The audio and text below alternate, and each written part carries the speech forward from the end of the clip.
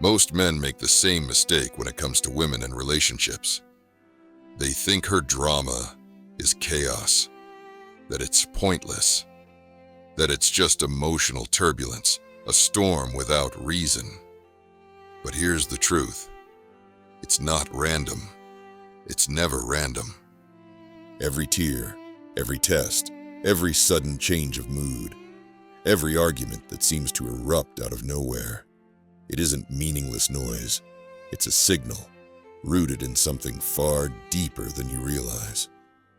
Carl Jung, the great depth psychologist, was one of the first to explain this. He argued that human beings don't just act from logic. We are driven by archetypes, ancient patterns, myths, and energies that live inside us. And when it comes to women, one of those archetypal forces is the chaotic feminine. This means that when she creates drama, it's not because she's crazy or simply trying to annoy you. It's because she's acting out an ancient script, a script that tests whether you can stand firm in the storm or collapse under it.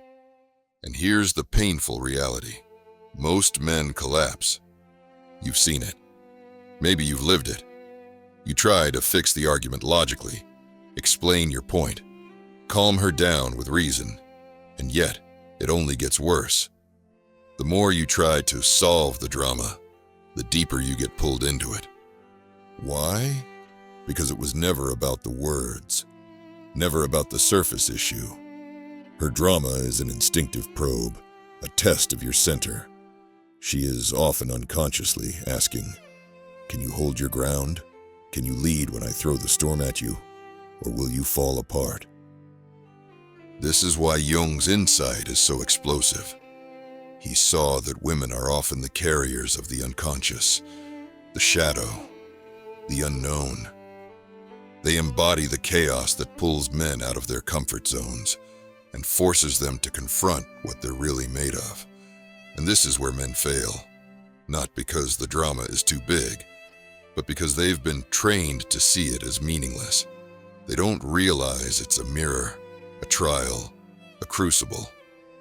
The question isn't whether women create drama. They do, and they always will. The question is, will you stay upright when it comes? Or will you drown like the countless men before you who never learned to read the signs? Because make no mistake, her drama isn't random. It's ancient, it's archetypal. And if you fail to understand it, you'll live your life in constant confusion, blaming women instead of mastering yourself.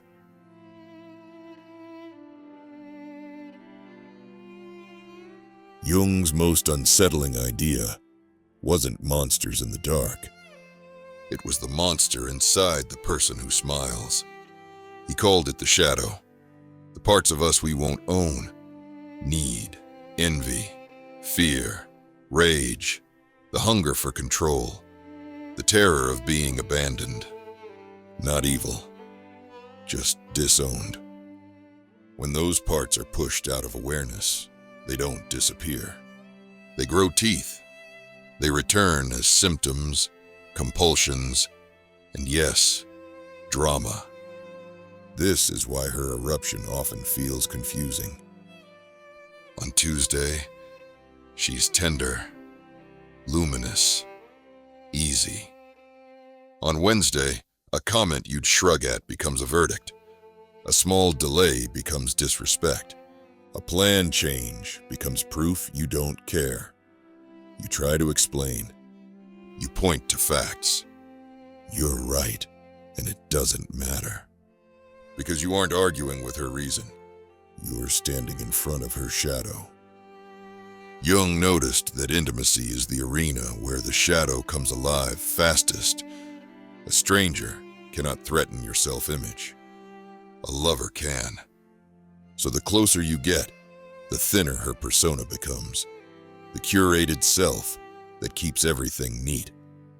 Beneath it sit the unchosen truths. I'm afraid you'll leave.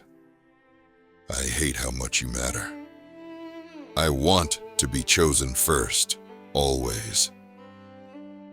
I don't know how to ask for reassurance without feeling weak. When those truths aren't owned, they act. They find a fight to wear. They recruit a tone, a timing, a cutting word, anything to force the buried parts into the light.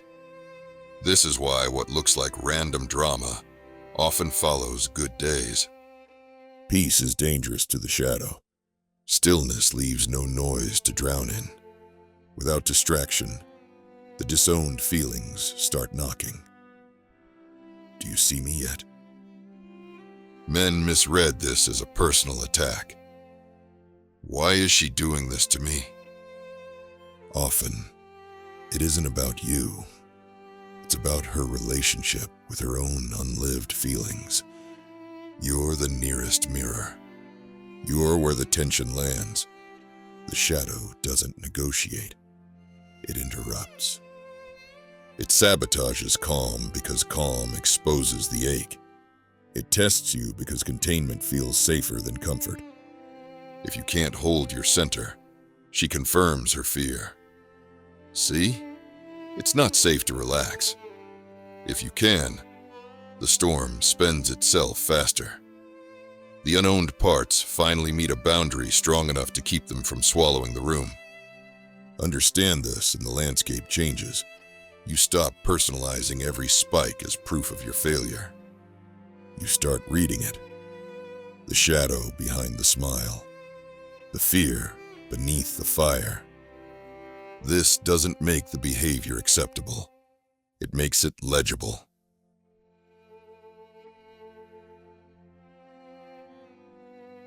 Here's the hard truth most men miss. When she lashes out, when she picks a fight that feels irrational, when she accuses you of things you never did, you're not actually fighting her. You're fighting her past. Carl Jung called this mechanism projection. It's the unconscious act of taking unresolved wounds, unmet needs, or hidden fears, and casting them onto someone else. And in relationships, that someone else is usually you. Think about it. A woman whose father abandoned her may suddenly accuse you of pulling away, even when you've simply been quiet. A woman betrayed in the past may read suspicion into your harmless text messages. A woman who grew up in chaos might unconsciously create chaos because peace feels foreign and frightening. To you, it looks like madness, but to her psyche, it feels like survival. She isn't just arguing with your silence, your words, or your actions. She's wrestling with the ghosts of men who came before you, and you've become the screen on which those ghosts are projected. This isn't just psychology, it's philosophy. Plato illustrated this in the allegory of the cave. The prisoners see only shadows on the wall and mistake them for reality. That's what happens in your fights. The shadow you see, her accusations, her drama, isn't the true source. It's only the projection of something hidden deep inside her. Hollywood gave us a perfect mirror of this in Good Will Hunting.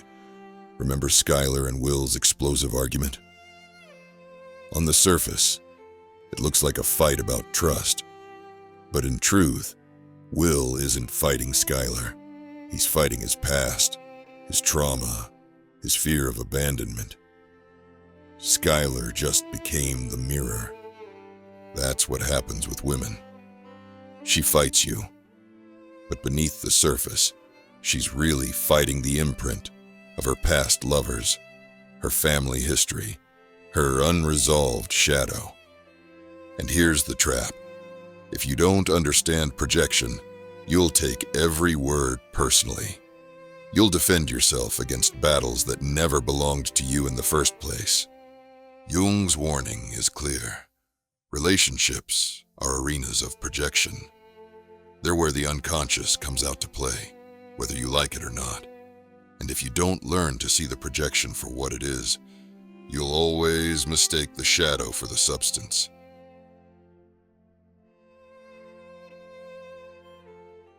It's easy to sit back and say, well, that's just her drama. Not my problem. But here's where most men deceive themselves. Your reaction is never neutral. When she projects her fears onto you, when she accuses you of indifference, abandonment, or betrayal, you don't respond to her as she is. You respond to her as if she were your past. This is the trap Jung warned men about. Counter-projection. Think about it. She accuses you of not caring, and instead of calmly holding ground, you explode. But what are you really reacting to? Not her words. You're reacting to the ghost of your mother, your first girlfriend who cheated, or that moment in childhood when love felt conditional. Her drama lights up your shadows. Suddenly, you're not a man in a relationship. You're a boy at the mercy of history. And just like her, you start fighting with phantoms. Jung insisted that projection always comes in pairs. One person casts the shadow outward, and the other responds with his own unconscious material. That's why arguments spiral so fast. She's not arguing with you, and you're not arguing with her. You're both arguing with ghosts. Here's a brutal example. She says, "You don't even listen to me." Instead of hearing her words, you feel accused like you were as a child when your father called you lazy. You snap back, "Why are you always criticizing me?" Now, her original projection of abandonment has fused with your projection of rejection. The fight has doubled in size, and neither of you are speaking to the present moment. This is why some relationships feel like they're burning down over nothing. It's not nothing. It's two unconscious storms colliding, and men often make it worse. Why? Because we are taught to fight fire with fire, to defend our honor, our competence, our masculinity. When she creates drama, we meet it with counter-drama, and now we're both actors in a play neither of us wrote, but both are trapped in. Jung called this the participation mystique, a state where individuals lose themselves in the collective drama of projection. You think you're fighting her, but you've actually lost yourself. The hard truth is this: you fuel the fire every time you take the bait. Every time you let your shadow rise to meet hers, the blaze spreads. So what does that mean for men? It means you cannot stop her projection if you don't first confront your own. If you don't name the wounds she awakens in you, you will always feed the fire. You'll always meet ghost with ghost, instead of reality with reality. This is why Jung said individuation, the process of becoming whole, is the only way to truly love. Until you separate yourself from your unconscious patterns, you will always be dragged into the theater of mutual projection. So next time she brings chaos to your calm, ask yourself, whose ghost am I talking to right now? Hers or mine? That question alone is enough to shift the entire battlefield.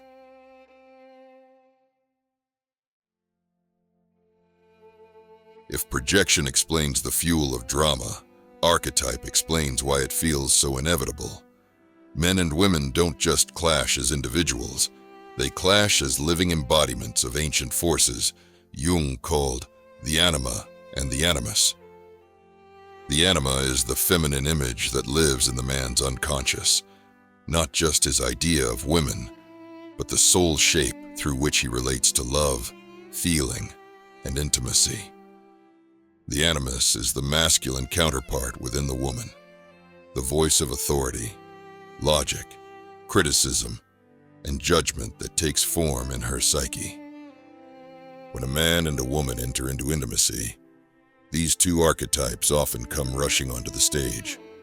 And suddenly, you're no longer just you and her. You're mouthpieces for something larger. Here's what it looks like. She feels unheard, and her animus rises, taking on the tone of sharp criticism. You never listen. You're careless. You're weak. You feel attacked, and instead of hearing her words, your anima is triggered. But your anima is wounded. She whispers doubt, makes you feel inadequate, abandoned, or emasculated. Now, you're not just partners in conflict.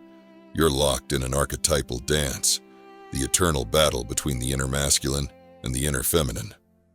A quarrel about laundry suddenly feels like the fate of the relationship itself. Why? Because archetypes carry the weight of eternity. Jung believed this is why lovers often describe their fights as possessions. She says things she doesn't mean. You react in ways that shock you. That's because you are possessed, not by demons in the Hollywood sense, but by the timeless figures embedded in your psyche. Think of it like this. When her animus takes over, she is no longer fully herself. She's speaking with the voice of every man who failed her, every father who dismissed her, every authority who told her she wasn't enough. And when your anima takes over, you are no longer you. You're flooded with every wound of neglect, every sting of shame, every boyhood moment where love felt withdrawn. This is why drama escalates with such intensity. You're not just having a spat, you're carrying centuries of psychic material onto the stage of your kitchen. But here's the key insight. The anima and animus are not enemies. They are incomplete halves. Drama only feels destructive because it forces these halves to meet in their immature form, the critic and the abandoned child, the tyrant and the hysteric. But in their mature form, these archetypes are the bridge to wholeness. The anima, matured, brings a man depth, emotional intelligence, and access to his soul. The animus, matured, gives a woman clarity, inner authority, and strength of mind. In harmony, they complete each other. The tragedy is that most couples never get past the immature forms. They live trapped in the archetypal dance of accusation and collapse, instead of evolving into mutual transformation.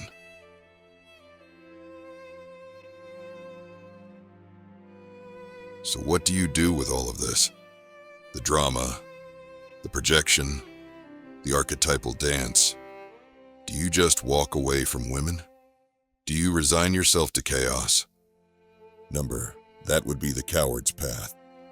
The point isn't to flee love, but to finally see it clearly.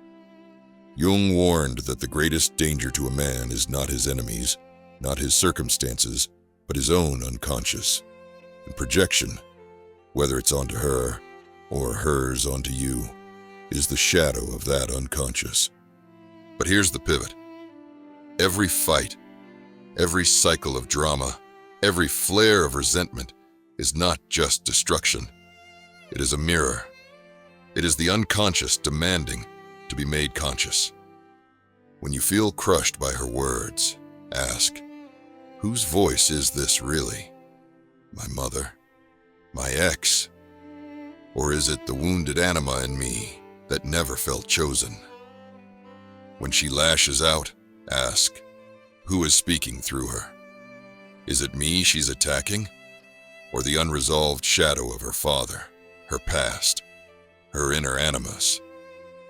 By asking these questions, you shift from pawn to player, from victim to author.